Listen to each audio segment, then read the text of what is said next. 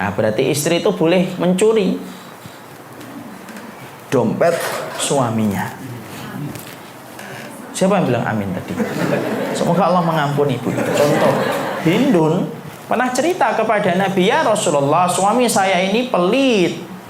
Apakah boleh saya mengambil harta suami saya sekedarnya untuk mencukupi kebutuhan yang tidak tertutup? Lalu kemudian akhirnya Rasulullah mengatakan, khudhi ma yakfiki wa ahliki. Kemudian Rasulullah berkata kepada Hindun, ambil harta suamimu sekedar untuk mencukupi kebutuhanmu dan kebutuhan keluargamu. Nah, berarti istri itu boleh mencuri dompet suaminya. Siapa yang bilang amin tadi?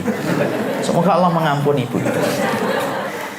Selama nafkah yang diberikan suami tidak mencukupi. Kalau sudah mencukupi, sudah. Suaminya sudah ngasih 3 miliar sebulan kok masih ngambil. Kebanget banget jadi istri. Bismillahirrahmanirrahim.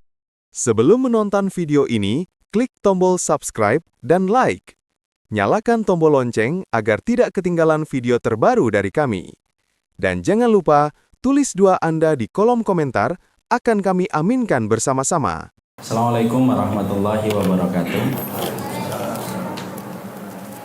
Innalhamdulillah wassalatu wassalamu ala rasulillah wa ala alihi wa sahbihi wa man tabi'ahum bi ihsan ila yaumil qiyamah.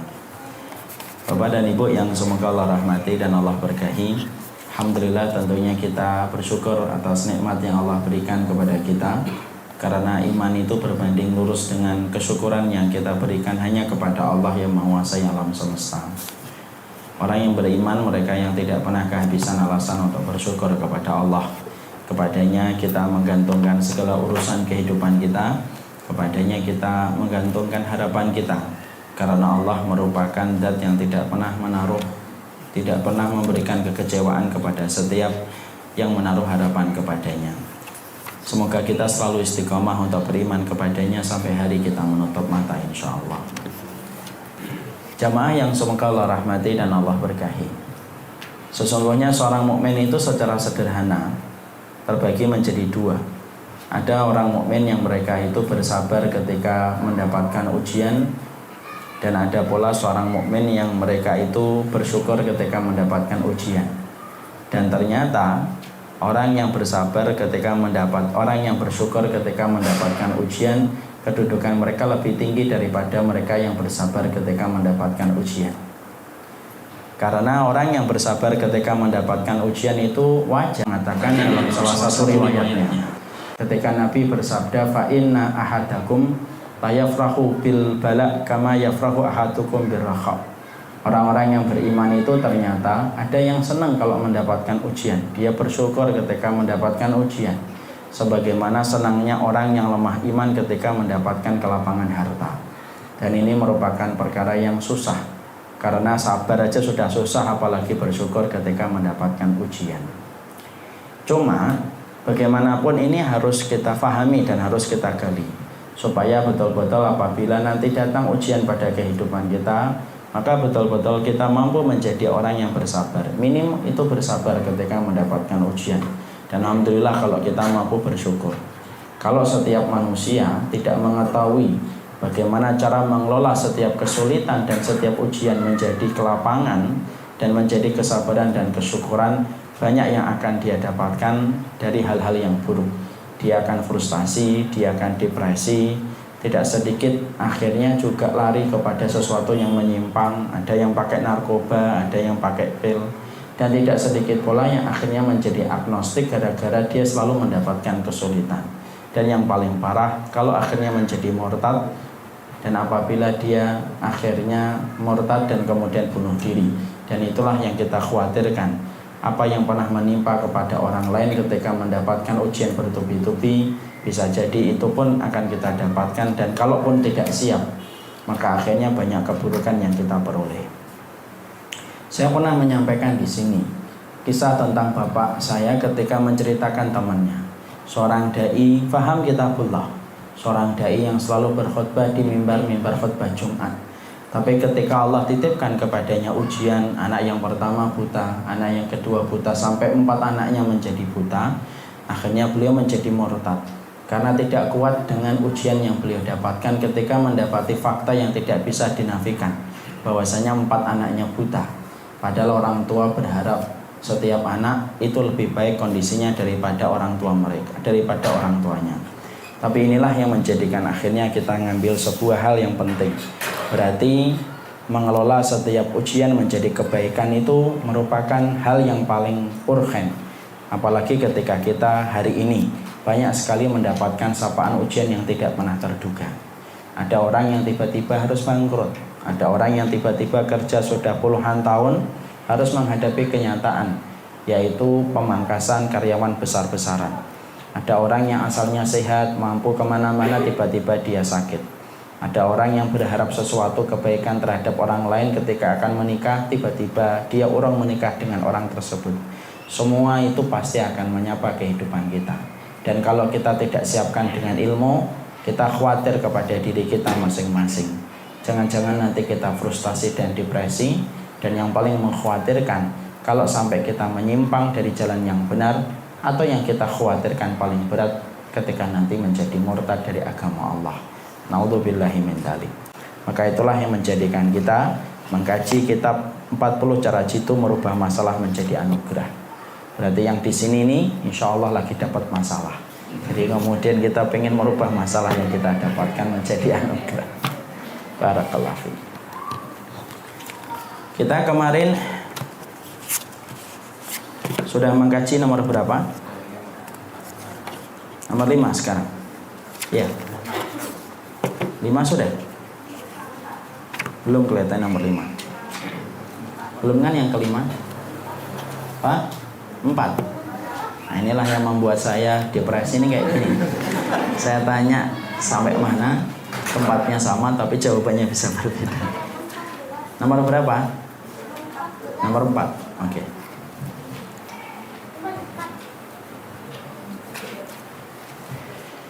Di antara perkara yang harus dilewati setiap mereka yang sedang mendapatkan fragmen ujian pada hidupnya adalah yang keempat, dia berbaik sangka.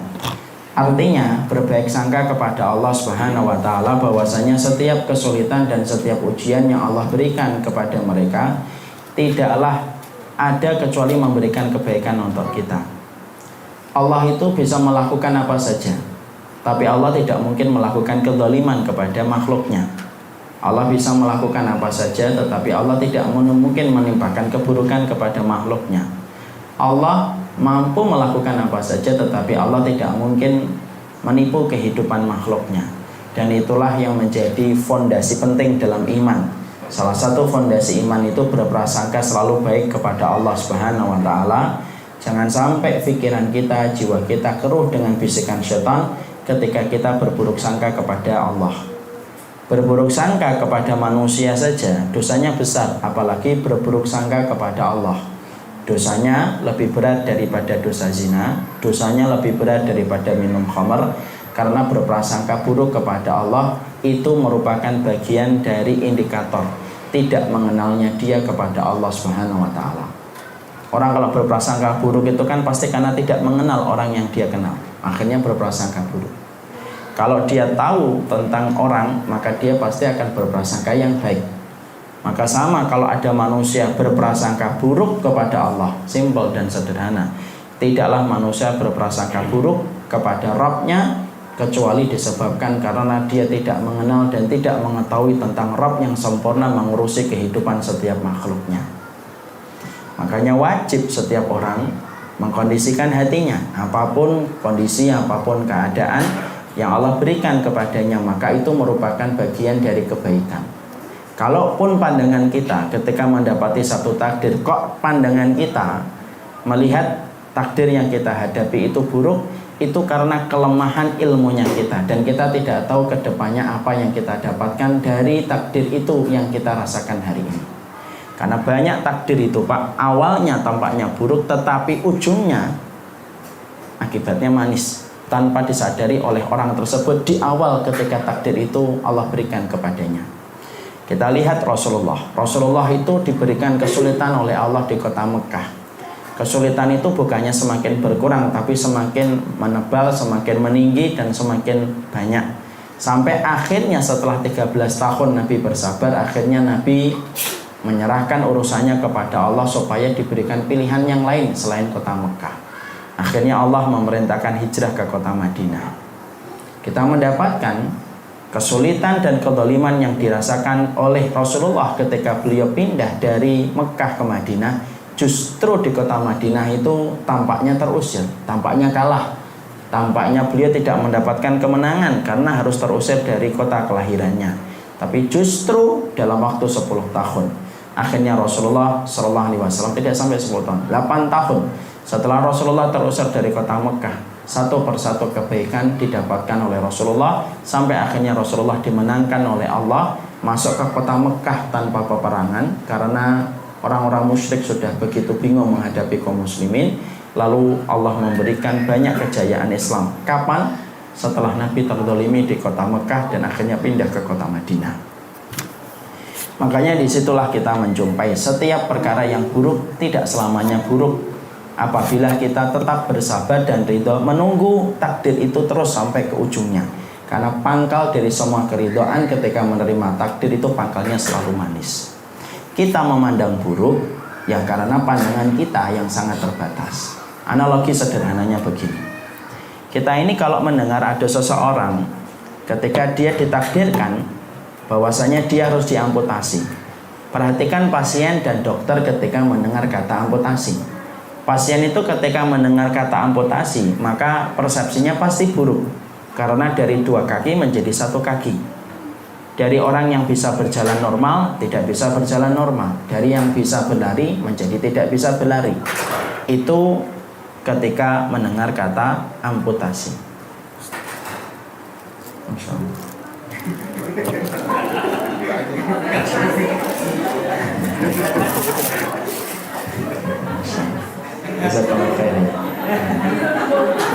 Sudah, sini aja Pak, sini aja, enggak apa-apa.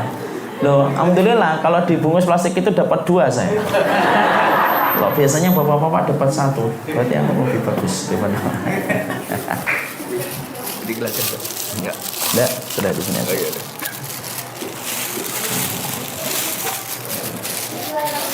Insyaallah. Inilah ujung manis dari setiap proses ridho kepada takdir.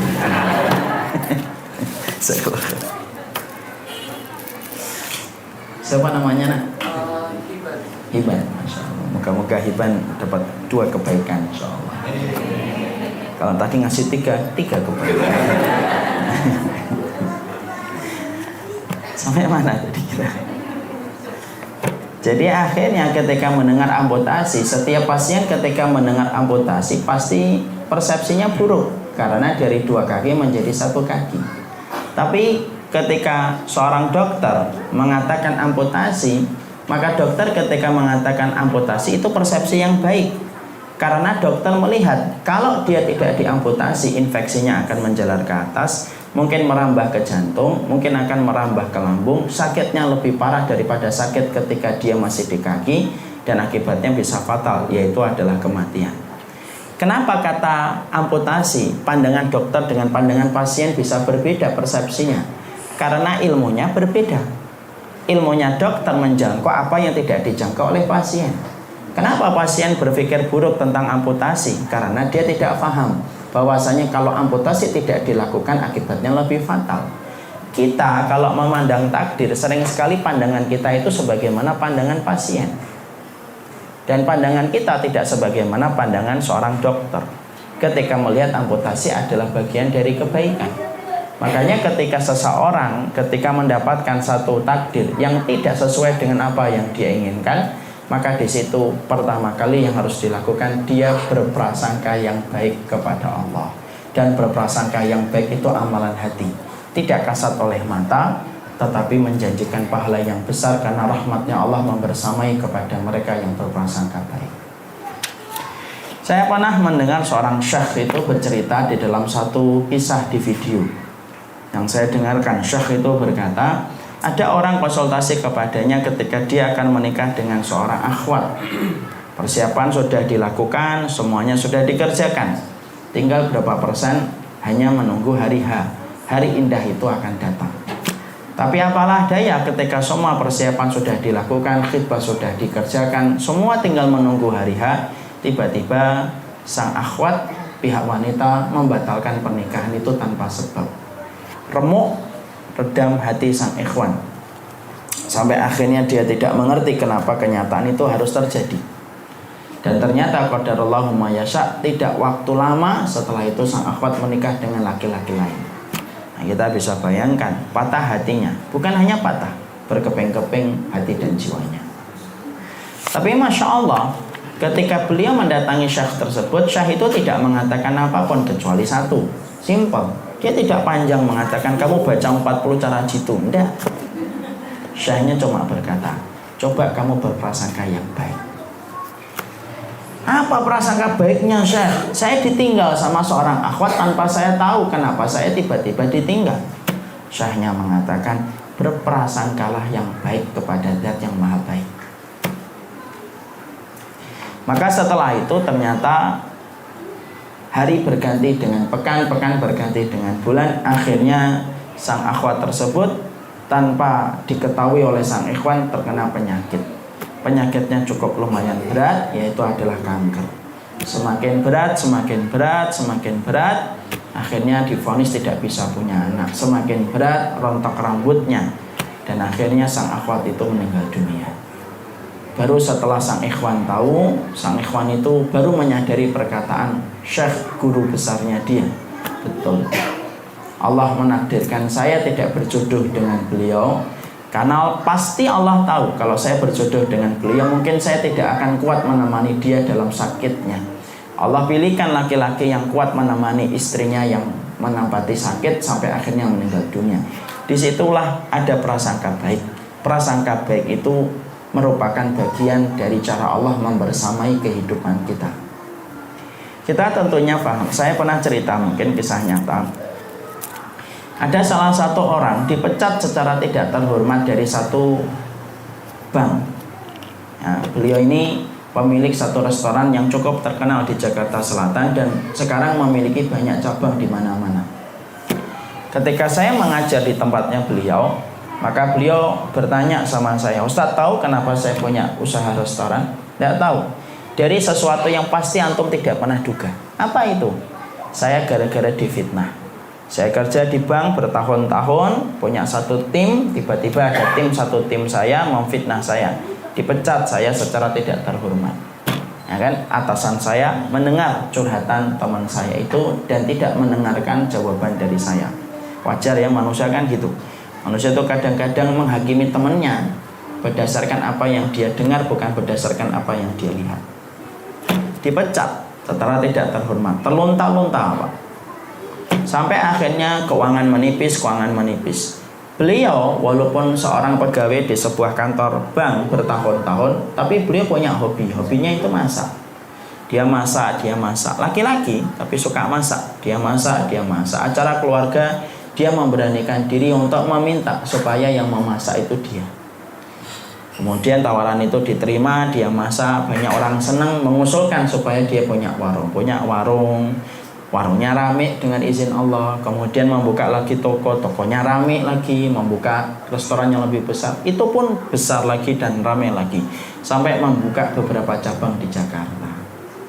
Lalu beliau berkata, ini gara-gara saya didolimi Ustaz.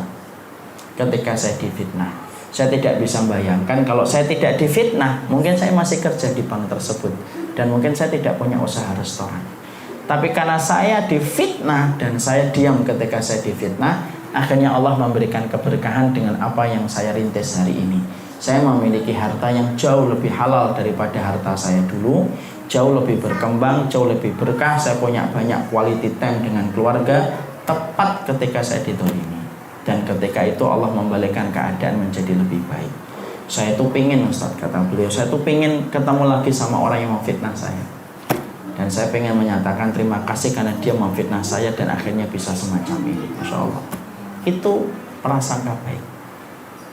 Masya Allah. Jadi kalau pengen punya usaha restoran berhasil, siap-siap difitnah dulu. Insya Allah nanti punya usaha restoran. Jadi disitulah kita akhirnya mendapati prasangka baik itu merupakan bagian dari kebaikan, ya, bagian dari kebaikan. Dan Allah itu paling senang ketika diprasangka yang baik, karena hati manusia ketika dia bening, ketika dia bersih, berprasangkalah yang baik. Bahkan sama diri kita pun ketika kita diberikan sakit, berprasangka yang baik. Mungkin Allah memberikan kepada kita sakit karena Allah tahu mungkin ada dosa kita, yang mana kalau kita tidak diberikan sakit, maka dosa itu tidak akan terhapus.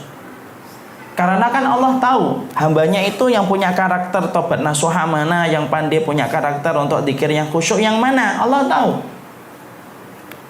Makanya Allah itu dalam satu keterangan yang disahihkan oleh para ulama salaf dulu, dikatakan oleh salah satu ulama, kalau Allah tahu ada seorang hamba tidak pandai untuk bertaubat nasuha, serta tidak pandai pula ketika dia itu berzikir dengan hati yang khusyuk segenap hati dan jiwanya, maka Allah tahu kalau ini dibiarkan terus, orang ini nanti tidak terhapus dosanya. Tapi Allah sudah rahmat sama orang ini.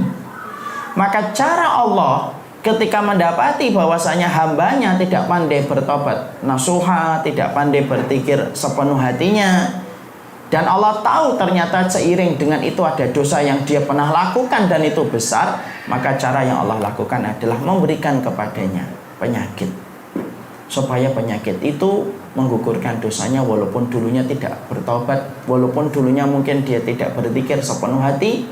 Seiring dengan ujian yang Allah berikan ketika bersabar, Allah rontokkan dosanya tanpa dia minta ketika dia ridho. Itulah prasangka baik. Makanya bapak-bapak pasti pernah melewati momentum hidup, dan ibu-ibu pasti pernah melewati momentum-momentum ketika kita berprasangka yang baik sama Allah, akhirnya Allah itu ngasih kepada kita kebaikan. Kenapa prasangka baik itu susah, Ustaz? Karena bisikan syaitan, karena ada qarin. Makanya kita membaca di dalam salah satu ayat yang kita ulang-ulang dalam setiap sholat, minal jinnati alladzi yuwaswisu fi sudurin nas, yang mengganggu kita. Dan kalau kita membuka tafsir, ternyata objek gangguan setan itu kepada kita bukan hanya menggoda kita supaya minum khamr. Ada orang yang tidak digoda minum khamr. Kenapa? Sudah tertarik untuk tidak minum khamr deh. Sudah tidak tertarik untuk minum khamr. Tetapi ketika setan itu sudah tahu kita tidak mempan digoda dengan zina, tidak mempan digoda dengan khamr, tidak mempan digoda dengan dosa-dosa yang mungkin dilakukan masyarakat yang tidak pernah ngaji, maka setan akan menggoda kita. Salah satunya berprasangka buruk ketika menghadapi takdir yang tidak sesuai dengan harapan kita. Pada saat itulah rapuhnya hati kita, ruwetnya masalah kita dimulai ketika kita berprasangka yang buruk kepada Allah. Nah, kalau kita sudah berprasangka yang buruk, terus yang tidak buruk siapa kalau Allah sudah kita katakan buruk dalam setiap takdir dan ketetapannya? Makanya berprasangka baik itu penting. Nah, saya kisahkan Pak, yang Bapak boleh percaya. Nah, ini sangat subjektif ya, tapi saya ingin menceritakan saja apa yang pernah saya lalui. Saya dulu Pak pernah satu kajian. Saya dulu masih sempat ngajar di bandara, berangkat di Bekasi. Kajiannya zuhur. Karena Bekasi dan Bandara Soekarno-Hatta lumayan dekat, maka kita berangkatnya harus lebih pagi. Selalu saya diwanti-wanti 9:30 harus berangkat dari Pul Damri. Maka ketika qadarullah saat itu Pak, saya naik motor diantar oleh ikhwan menuju ke Pul Damri di daerah Bekasi Jatiwaringin. Mau naik, ketika mau naik, qadarullah bis yang biasa saya naiki 9:30 sudah berangkat Pak, karena kondisi penumpangnya lebih cepat terisi daripada biasanya. Saya ketemu bis itu di lampu merah Pak, mau belok ke tol. Saya ngomong, Pak, saya mau naik Pak, penuh Pak. Tidak apa-apa Pak, saya berdiri. Oh, tidak bisa Pak, kan bis ini nggak bisa berdiri. Saya mau ngajar kajian di Garuda. Iya Pak, tapi saya tidak bisa bantu, udah penuh. Tolonglah Pak, kasihan ini kalau kajian kita terlambat di sana. Saya pengen bantu Pak, tapi saya tidak bisa. Udah Pak, tunggu aja bis setelahnya, bis setelah ini. Saya kan mikir ya, bis setelah ini minim setengah jam Pak berangkat kan, jam 10 lebih kan, karena bis yang ini baru saja berangkat. Nah, udahlah, akhirnya saya ke bis belakang. Saya cuma kemudian berharap, ya Allah, moga-moga ada kebaikan di balik peristiwa ini. Saya naik bis berikutnya apa? Kosong lah. Nunggunya juga agak lama. Hampir setengah 11 baru bis itu jalan. Zuhur jam 12 kurang seperempat. Jalan itu setengah 11 jalan. Qadarullahu ma yasha. Jalan Pak. Dan ternyata jalan itu tiba-tiba saya karena duduknya di belakang sopir itu sering ditelepon. Yang saya tahu akhirnya nanti adalah ternyata sopir di bis berikutnya yang tadi saya ajak, di bis sebelumnya yang tadi saya ajak ngobrol. Dia ngomong, ya saya begini-begini, ya jangan lewat dalam kota ya, karena suaranya di loudspeaker. Banteng aja ke Tanjung Priok, stuck ini di dalam kota ini. Dan Tanjung Priok nanti kemudian muter gini. Saya dengerin semuanya. Akhirnya bis itu masuk ke Tanjung Priok, muter Pak. Qadarullah lancar selancar-lancarnya. Ibarat ngegas tapi lupa untuk ngerem Pak. Terus jalan. Alhamdulillah masuknya ke bandara jam 12 kurang seperempat, dijemput sama pegawai di bandara, di Garuda, dan akhirnya menyampaikan kajian itu normal. Sebelum turun saya tanya sama Pak sopirnya, Pak, tadi yang telepon itu siapa Pak? Yaitu sopir bis sebelumnya. Dia masih di mana? Dia masih di dalam kota, stuck dia, dan akhirnya belum banyak berjalan dan belum nyampe ke bandara. Masya Allah. Itu kecil, tapi menurut saya memberikan makna yang dalam. Saya yakin Bapak dan Ibu pernah kayak gitu. Itulah dimulai dari prasangka yang baik. Kadang-kadang kita kalau naik mobil, istri kita ngomong ndak lancar bi, lancar pa. Kita sudah ngomong ndak lancar. Ternyata istri kita betul lancar.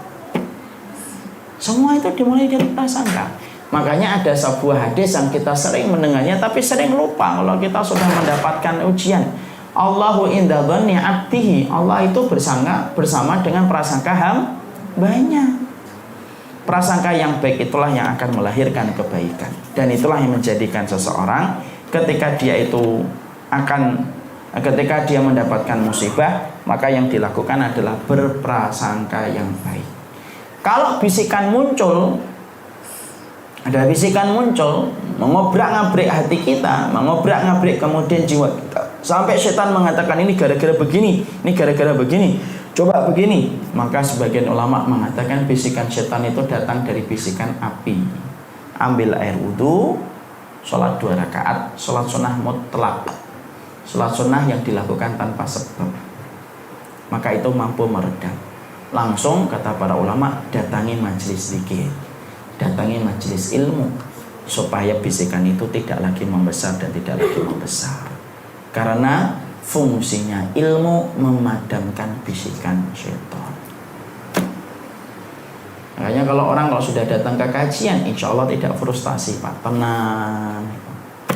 Makanya akhirnya tidak perlu tidurnya pakai pil, karena dia sudah tenang. Bahkan di tempat taklim pun dia tidur, ya kan, itu saking tenangnya dia.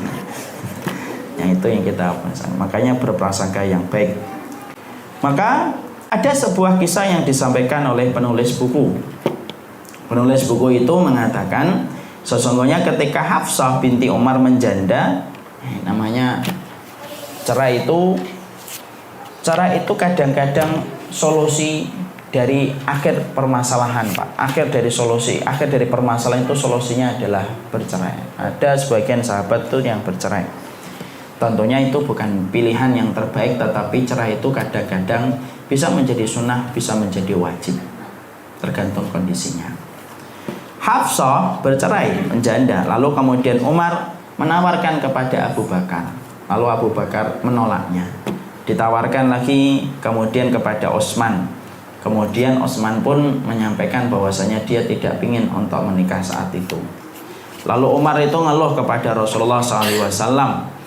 Dan ketika mengeluh kepada Rasulullah, maka Rasulullah bersabda, Hafsah akan dinikahi dengan laki-laki yang lebih baik daripada Umar dengan Utsman. Dan siapa laki-laki itu? Laki-laki itu adalah Rasulullah SAW. Dan saat itu ternyata Abu Bakar baru cerita sama Umar, kenapa aku tidak menerima putrimu?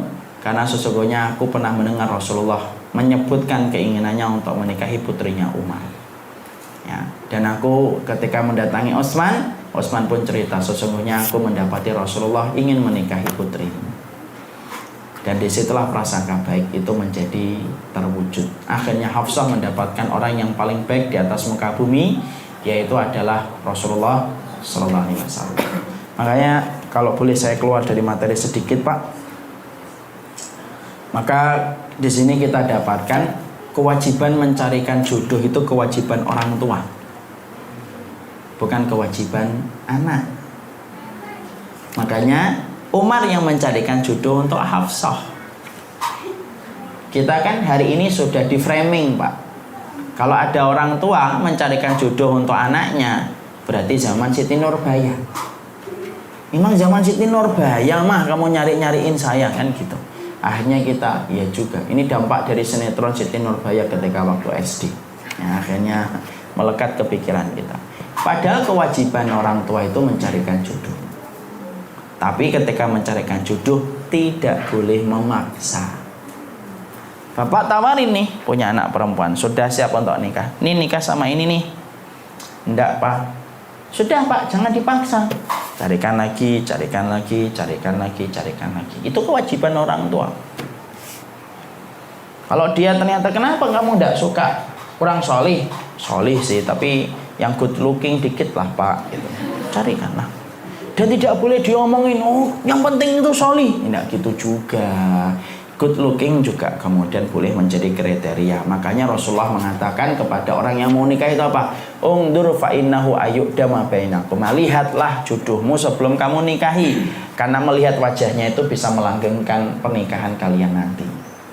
Makanya jangan kemudian mentang-mentang lagi ngaji, ini ada akhwat, siap saya terima Ustaz, lihat dulu, enggak usah. Jangan. Nanti ketika malam pertama nangis malah. Ya enggak gitu, makanya tetap dilihat. Kalau pakai cadar gimana Ustaz? Ya cadarnya dibuka. Saya dulu ketika nandor, boleh cerita nggak saya? Maaf ya anak muda. Maka ketika nandor itu Pak, akhirnya satu kan pakai cadar. Ada pihak ketiga, teman saya sendiri yang kemudian dia pakai cadar, terus dibuka. Nah, pada satulah dilihat. Selain melihat wajah boleh Ustadz. Nah, sebagian kecil ulama mengatakan boleh melihat kaki sini. Tapi itu pendapat lemah, Pak. Pendapat yang lebih kuat cukup melihat wajah. Kalau ada rasa-rasa bagaimana wajah itu meneduhkan untuk dia, silakan nikah. Dan wajah yang meneduhkan kan setiap orang dibuat oleh Allah, kriterianya itu relatif. Jadi Allah itu kalau menetapkan wajah yang menyenangkan itu relatif supaya kita tidak perlu rebutan, Pak. Coba kalau wajah yang meneduhkan itu mutlak dan tidak relatif, Pak. Oh, pertumpahan darah. Makanya dibuat kecantikan itu relatif. Nah, ketika dibuka, dilihat cocok, istikharah, menikah. Makanya kita yang mencarikan jodohnya. Nggak cocok, carikan lagi. Nggak cocok, carikan lagi. Dan salah satunya Pak, ini yang kita dapatkan dalam sunnah yang hari ini tidak banyak dikerjakan oleh masyarakat perkotaan. Masyarakat perkotaan itu jarang sekali menikahkan putra putri mereka dengan sahabat-sahabat mereka di dalam keimanan.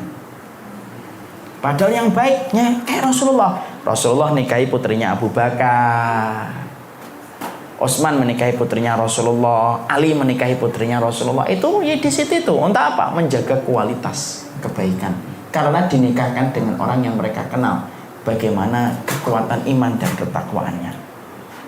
Jadi kalau misalkan nanti di sini nih di mushola ini sudah terjadi komunikasi yang baik, kita melihat anakmu jodoh ya sama anak saya, itu yang dilakukan Rasul. Dan jangan menyerahkan jodoh kepada anak. Anak boleh memberikan kriteria nama, namanya ini Bi. Oke, kita lihat dulu cocok nggak, ketemu satu persatu Pak. Tapi jangan dia yang memilih sendirian. Kalau memilih sendirian, pasti kriterianya bukan kriteria yang sifatnya kebaikan, tapi kriterianya masih sangat tidak jelas. Kenapa kamu nikah sama dia? Orangnya putih, nah kan gitu. Kenapa milih dia? Enak diajak ngobrol. Disangkanya pernikahan itu pos kampling, nah gitu. Sehingga harus enak diajak ngobrol. Dan itu Gimana jodohmu yang mana? Yang lucu, imut, putih, marmut itu. Artinya banyak orang yang kriteria pernikahannya itu tidak jelas. Kenapa anak-anak muda sekarang kriterianya gitu? Kenapa nikah sama dia? Sama-sama member game online. Kayak gitu coba. Ya karena mereka tidak ngaji, Pak. Sudah tidak ngaji, Bapak serahkan tanggung jawab nyari jodoh. Coba. Yang bermasalah siapa coba sekarang? Sudah tahu nih anak kita tidak pernah ngaji. Sudah tahu anak kita itu kalau dikasih undangan kajian itu tidak pernah sama sekali ngaji. Loh, giliran nyari jodoh, Bapak serahin ke dia.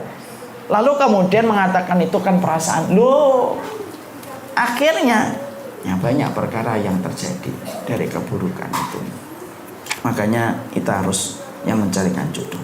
Jadi poin yang keempat, di dalam kita mendapatkan musibah, berbaik sangkalah kepada Allah dalam setiap perkara. Dan Allah membersamai kita dalam setiap prasangka-prasangka yang baik. Kalau muncul bisikan, pastikan itu adalah dari syaitan. Itu dari korin, Pak. Ingat ya, setiap manusia itu memiliki korin. Ya, sesungguhnya Rasulullah SAW bersabda, wukila bihi korinuhu minal jinni. Manusia itu selalu punya korin, Pak. Dan korin itu membersamai kita sampai nanti kita mati, Pak. Sebelum kita mati, korin itu tidak pernah ninggalan kita. Korin itu ngapain? Menyuruh kita dalam perbuatan yang buruk. Salah satu kerjaan korin itu apa? Meniupkan prasangka buruk sama Allah. Ya, contohnya korin-korin yang kerjanya remeh-remeh apa ya? Sebelum yang gede-gede. Remeh-remeh, Bapak kadang-kadang pengen sholat, tahajud, bangun tengah malam, terus kita ngomong 15 menit lagi. Nah, itu korin, Pak. 12 sampai setengah 5. Nah, itu korin. Kadang-kadang ada suami istri bertengkar, istrinya sudah sering ngaji, istrinya tahu kalau saya minta maaf dulu pahala gede, surga diberikan sama wanita yang apabila ada kemarahan suaminya dia minta maaf dulu. Ketika di kajian ngangguk-ngangguk, insya Allah saya lah wanita itu. Bertengkar sama suaminya, lupa kajian itu, Pak. Dia akan berkata sama dirinya, oh biarin aja, biar kapok dia sebagai suami. Nah, itu korin itu. Kita ketemu orang, tiba-tiba berprasangka buruk sama orang itu, padahal kita baru aja ketemu, Pak. Nah, itu korin. Kita tiba-tiba ngomong yang asalnya omongannya biasa, tiba-tiba harus akhirnya kita berprasangka buruk dengan omongan itu. Nah, itu korin. Dan ternyata kita mendapati korin itu salah satunya itu selalu mengkondisikan orang berburuk sangka sama Allah. Coba gini, coba begini, coba bawa gini, coba kemudian ini begini, coba ini begini. Itu korin kerjaannya. Makanya kita korelasikan dengan ayat alladzi yuwaswisu fi sudurin. Korin itu kerjaannya gitu. Makanya Pak, maaf ya, kadang-kadang ada orang sakit sabar, naik, kadang turun, Pak. Itu kerjaannya korin itu. Ketika lagi turun dia marah-marah. Dia ketika dinasihati sama orang sabar dia akan marah, merespon. Udah tahu sabar, nggak usah dikasih tahu lagi. Itu kerjaannya korin. Makanya dipadamkan dengan sholat. Karena korin itu bagian dari syaitan yang datangnya dari api, memadamkannya dengan sholat. Makanya ada ayat di dalam surat Al-Baqarah, wasta'inu bis-sabri was-sholat. Itu kita apa? Sekarang yang kelima. Maka termasuk di antara kebaikan kita, yaitu adalah kebaikan kita ketika kita merahasiakan dan tidak membicarakan. Allah itu paling tidak suka, Pak, kalau Allah itu menjadi tempat solusi dari semua masalah yang didapatkan oleh manusia, tapi manusia malah menceritakannya kepada orang, lalu melupakan curhatan dia kepada Allah. Karena termasuk hal yang tidak benar itu apa? Menceritakan masalah kepada manusia yang juga tidak pernah luput dari masalah. Imam Syafi'i itu mengungkapkan dalam bait yang panjang betul. Syakautar rahima ila man la yarham. Kamu kalau punya masalah, kok cerita sama orang dan meninggalkan ceritamu dari Allah, berarti kamu meninggalkan curhatanmu kepada Zat yang Maha Rahman menuju kepada makhluk yang terbatas rahmatnya. Manusia itu kalau kita ceritain, paling-paling meresponnya tidak bisa secara maksimal. Karena apa? Karena manusia pun tidak luput dari berbagai macam masalah. Akhirnya kita melupakan bahwasanya masalah yang kita hadapi itu sebenarnya adalah bagian dari aurat. Makanya ada sebuah kaidah yang disampaikan, perasaan itu aurat. Tutupilah aurat itu supaya tidak banyak orang yang tahu. Makanya tidak benar itu orang-orang yang mereka menjadikan sosial media menjadi tempat curhatan atas seluruh masalah yang mereka dapatkan, atas masalah yang mereka peroleh. Itu tidak akan menyelesaikan masalah, tetapi justru menjadikan berlarut-larut masalah. Kenapa? Masalah itu Bapak dan Ibu, kalau sudah diketahui oleh banyak kepala, semakin banyak kepala yang tahu, semakin subjektif setiap orang menilai setiap masalah itu. Subjektivitas orang itu ada dua. Ada yang cuma subjektif berpikir, ada yang ikut bicara. Makanya akhirnya orang soli itu salah satunya adalah kemampuannya untuk menyembunyikan setiap masalah. Kenapa? Karena mencukupkan kepada Allah. Allah kalau dikasih tahu hanya kepadanya, lebih cepat menuntaskan masalah itu daripada masalah itu diketahui banyak orang. Makanya maaf ya, kok ada masalahnya seorang ibu-ibu, bapak curhat di sosmed, itu penyelesaian masalah itu menjadi jauh dan susah dan hampir mustahil diselesaikan. Karena apa? Allah meninggalkan orang yang telah menceritakan masalahnya kepada orang banyak, lalu meninggalkan Allah sebagai tempat curhatan pertama dan satu-satunya. Makanya Rasulullah sampai mengatakan, kita buka halaman 17 tuh Pak. Minal birri kitmanul masaib wal amrad was sadaqah. Termasuk kebaikan itu menyembunyikan musibah, menyembunyikan penyakit, dan menyembunyikan sedekah.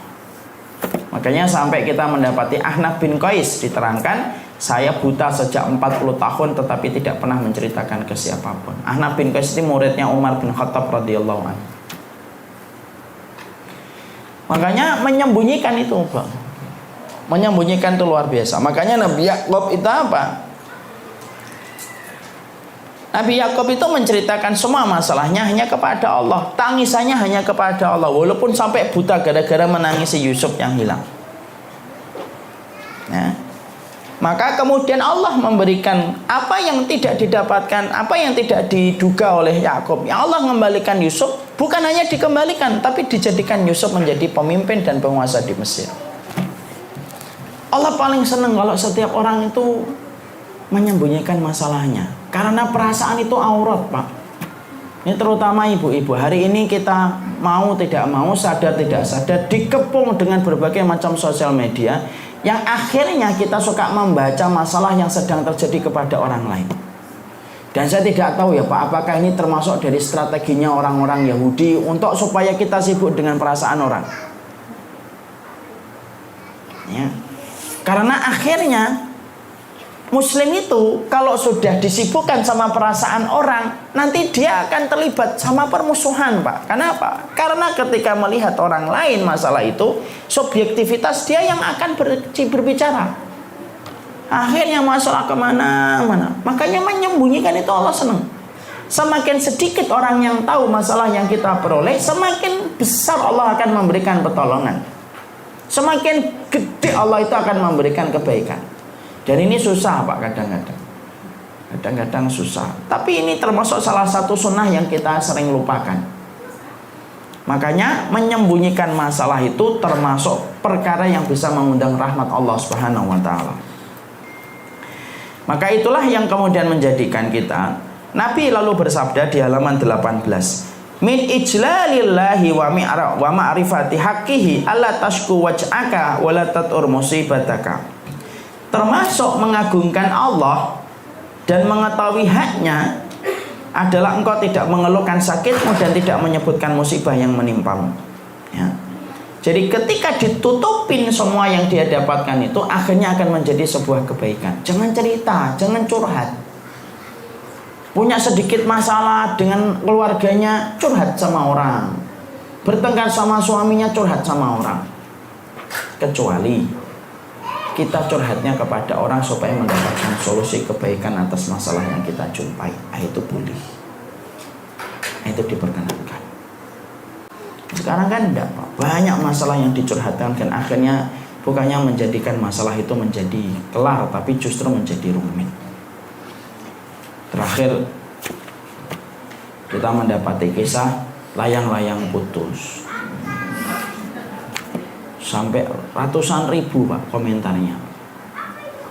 Semua orang berkomentar sesuai dengan apa yang mereka baca. Ada yang tahu masalahnya dari awal, ada yang tidak tahu masalahnya dari awal. Dan akhirnya itu ruwet masalahnya. Saya berprasangka baik, orang yang terlibat dalam masalah-masalah itu adalah orang-orang yang mereka sedang diberikan ujian oleh Allah. Tapi akhirnya yang saya sedihkan adalah ketika kisah itu viral di mana-mana, banyak penumpang gelapnya yang ingin mendiskreditkan tentang syariatnya Allah. Akhirnya yang dihujat itu syariatnya, ibadahnya. Ada yang sampai qiraah Qur'annya pun dihujat Pak. Sampai saya mendapati dan menjumpai itu ada satu channel yang ada kaitannya dengan kisah itu. Bacaan koriknya itu yang dislike lebih banyak daripada yang like. Loh coba, kalau sudah pakai perasaan tuh kayak gitu tuh. Sampai Quran dan koriknya yang tidak ada masalah pun ikut-ikutan terlibat masalah gitu. Itulah kalau sudah ikut-ikutan terhadap satu masalah yang tidak ada kaitannya langsung dengan kehidupan kita. Saya ingin nyampaikan ini penting ya untuk diri saya, Pak. Saya nasihatin diri saya. Ustadz, masalah poligami itu gimana sih Ustadz? Poligami itu syariat, tidak bisa kita ingkari, itu bagian yang diperbolehkan oleh Allah. Tapi ada satu nasihat, bukan nasihat, kata-kata istri saya. Istri saya itu insya Allah tidak menghalangi untuk berpoligami. Tapi ada satu hal yang saya pernah bicarakan sama istri saya itu, istri saya wanti-wanti saya dengan satu, Bi, poligami itu berat dan jangan diperberat dengan proses-proses yang batil. Masya Allah, itu kita harus pegang baik-baik. Saya itu ketika mendengar kata-kata itu majleb, Pak. Banyak laki-laki yang mereka mengatasnamakan poligami tetapi melakukan perbuatan yang dibenci oleh Allah ketika prosesnya tidak betul. Wanita memahaminya itu selingkuh, laki-laki memahaminya itu proses poligami. Perempuan memahami itu adalah perselingkuhan yang dihalalkan dalam bentuk poligami. Laki-laki memandang itu syariat, itu syariat, itu syariat. Nah itu salah. Makanya itulah yang menjadikan kita harus memahami poligami itu bagi wanita berat betul. Kalau memang harus terpaksa poligami, pastikan bahwasanya poligami itu tidak didahului dengan proses-proses yang batil. Apa kaitannya dengan layang-layang putus ini? Saya tidak tahu tentang bagaimana konteks awalnya dan akhirnya. Tapi saya punya prasangka yang baik. Semua ini sedang diuji orang yang terlibat dalam masalah tersebut. Cuma tolonglah jangan ikut-ikutan terhadap satu masalah yang tidak kita ketahui. Jangan dihujat orang berlebihan. Apalagi dalam konteks ketika kita tidak mengetahui ada sebuah ilmu yang kita dapatkan dari agama ini. Yaitu apa? Rasulullah bersabda, kalau kamu menghujat orang secara berlebihan atas dosa yang dia lakukan, maka Allah akan menguji kamu dengan dosa itu sebelum kamu mati. Dan bisa jadi kamu pun belum tentu selamat dari dosa itu sebagaimana orang yang kamu hujat ketika dia tidak selamat dengan dosa itu. Itu kata Allah Subhanahu wa ta'ala. Jadi misal Pak, kita hujat orang nih, ada orang yang bangkrut gitu. Ih, bangkrut gara-garanya tidak taat sama Allah, terus komentar, dihujat sampai berlebihan Pak. Hati-hati, itu hukumannya dari Allah. Tidaklah kamu menghujat orang secara berlebihan, tidaklah kamu mati kecuali kamu akan dihujat, kecuali kamu akan diuji oleh Allah dengan dosa yang sama. Dan bisa jadi kamu pun belum tentu selamat sebagaimana orang yang kamu hujat tidak selamat dengan dosa itu. Makanya kita khawatir. Membenci dosa tidak menyebabkan kita menghujat pelakunya secara berlebihan. Mengingkari maksiat tidak menjadikan kita akhirnya membenci pelakunya secara berlebihan. Pelakunya tetap orang yang berhak mendapatkan kasih sayang. Ibarat kata dia terperosok, ibarat kata kitalah yang harus mengulurkan tangan dengan kebaikan. Itu yang kita pahami. Dan saya sampaikan ya, Bapak dan Ibu, jangan sampai zina itu terjadi. Karena zina itu dosa besar, betul. Dan masalah itu menjadi berat pada kehidupan kita ketika sudah terjadinya perzinahan. Makanya sekecewa-kecewa apapun seorang wanita ketika mendapati suaminya menikah lagi, kalaupun itu menyelamatkan suami dari perzinahan, maka kita tetap ada kesyukuran walaupun sedikit. Setidaknya suami saya itu selamat dari perzinahan. Kalaupun itu terpaksa terjadi. Karena apa? Karena hari ini banyak orang yang suka mencela syariat poligami, tapi dia melegalkan dengan cara perzinahan yang tidak diketahui oleh keluarganya. Kita bisa bayangkan itu. Zinanya laki-laki dengan seorang perempuan, pulang balik ketemu lagi dengan anaknya, ketemu lagi dengan istrinya, bercampur lagi dengan istrinya, padahal dia melakukan perzinahan. Padahal zina itu, kata Imam Syafi'i itu kalau sudah ngomong tentang zina, berubah raut wajahnya merah sampai berkata, tikus di dalam rumah orang yang berzina yang tidak bertaubat, maka tikus itu pun akan mendapatkan laknat atas kelakuan orang yang di atas tempatnya dia bertempat ketika orang itu berzina. Nah, kita bayangkan, ada bapak-bapak, ada seorang ibu berzina, pulang dia ke rumahnya tidak dalam kondisi bertaubat, maka seluruh yang di rumah itu mendapatkan laknat terus. Karena bencinya Allah kepada air yang tumpah sebelum terjadinya ijab kabul. Anak terus terang Pak, sedih itu. Banyak sekali DM dan banyak sekali WA yang masuk, selalu cerita tentang perzinahan. Terakhir itu ada orang yang bercerita, seorang ibu-ibu berzina dengan anak muda sampai hamil digugurkan, padahal masih punya suami. Tapi beliau sudah ingin bertobat. Allah semoga menerima tobat beliau. Tapi disitulah kita paham, banyak orang yang mencela poligami tetapi mereka tidak sadar akhirnya mereka juga mungkin melakukan perbuatan zina. Dan itulah yang menjadikan kita harus memahami tentang masalah haramnya perzinahan di hadapan Allah Subhanahu wa taala. Zina itu utang. Orang kalau berzina tidak bertobat, maka dia akan membayar hutang itu melalui putri-putrinya yang akan dizinai orang. Makanya Nabi SAW sampai beliau itu didatangi laki-laki yang menawarkan bergening kepada Rasulullah ketika masuk Islam. Saya masuk Islam Muhammad, tapi satu bergening saya, izinkan saya berzina. Nanti kalau saya sudah boleh berzina, saya masuk Islam, saya bisa sholat, puasa, zakat, jihad, saya akan lakukan. Cuma saya ini orangnya itu berzina. Tidak ada perkara yang paling saya senangi di atas muka bumi ini kecuali zina. Rasulullah lembut betul. Nabi itu kan lembut Pak, tapi nohok setiap kata-katanya mendalam. Sini, kamu punya putri? Punya. Punya istri? Punya. Punya anak perempuan? Punya. Punya saudari perempuan? Punya. Gimana kalau mereka dizinai orang? Oh, saya penggal kepala mereka ya Rasulullah. Saya penggal kepala mereka ya Muhammad, karena belum masuk Islam. Saya penggal semuanya mereka kalau berani untuk mengganggu dan menodai anak saya, saudari perempuan saya dan lainnya. Rasulullah dengan lembut kemudian berkata, orang lain kamu marah kalau orang yang kamu cintai dinodai. Orang lain pun marah kalau anggota yang mereka cintai dari mereka kecil kamu nodai dan kamu tinggalkan dengan begitu saja. Orang itu langsung meluk Rasulullah, pegang tangan Nabi, langsung berkata, asyhadu an la ilaha illallah, asyhadu anna Muhammadar Rasulullah. Lalu keluar dan dia berkata, sebelum ketemu Rasulullah Muhammad, tidak ada perkara yang paling aku cintai kecuali zina. Tapi setelah ketemu Nabi Muhammad Rasulullah, tidak ada perkara yang paling menjijikan dan akan aku perangi seumur hidup saya kecuali perzinahan. Zina itu besar Pak. Dan hari ini kita hidup pada waktu orang itu menghalalkan zina. Anak-anak itu mengatakan zina itu bagian dari tren dan lifestyle hidup. Dan itu mengerikan.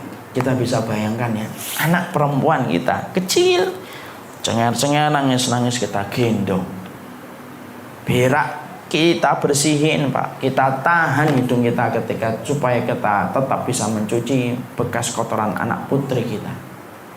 Gede, mekar, diambil, dirusak sama orang, dikembalikan kepada kita dengan cara yang tidak semestinya. Anak kita balik setelah dizinai, apa enggak remuk hati orang tua? Remuk Pak. Itu luar biasa. Makanya sampai dulu orang-orang soleh itu berkata, kalau kami diperbolehkan dalam syariat untuk membunuh, orang yang kami bunuh adalah orang yang menzinai anak putri kami. Kami akan bunuh dan cincang-cincang laki-lakinya. Saking apa? Saking bencinya mereka kepada perilaku perzinahan. Wallahu a'lam bishawab. Nah, makanya disitulah kita akhirnya memahami kembali kepada poin yang kelima, tidak menceritakan.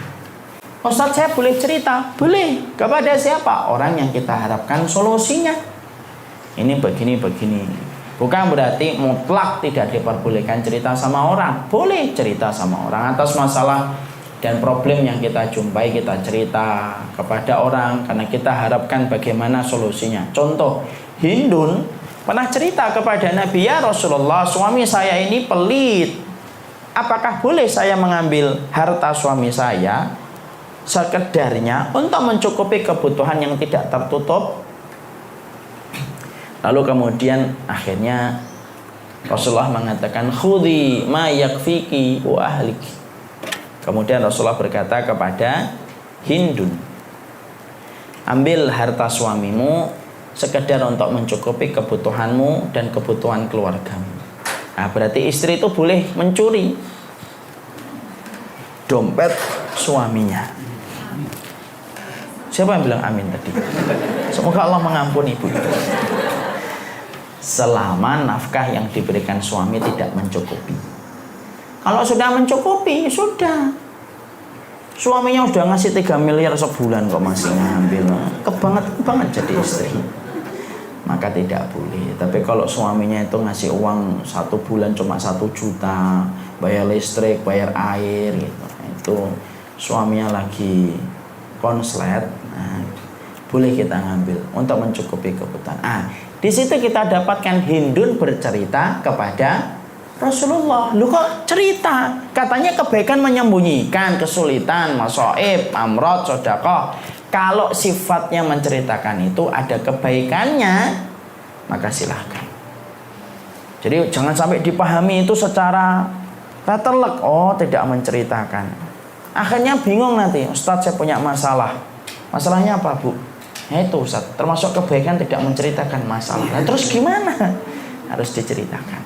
Sekedar untuk mendapatkan solusi, tapi tidak boleh berlebihan. Jangan curhat, bertengkar sama suami curhat, pasang WA story, bertengkar sama teman pasang WA story lagi. Nggak usah gitulah. Kita ini adalah kaum yang dibimbing dengan syariat, kaum yang dibimbing dengan ilmu. Nulis apapun yang kiranya memberikan manfaat.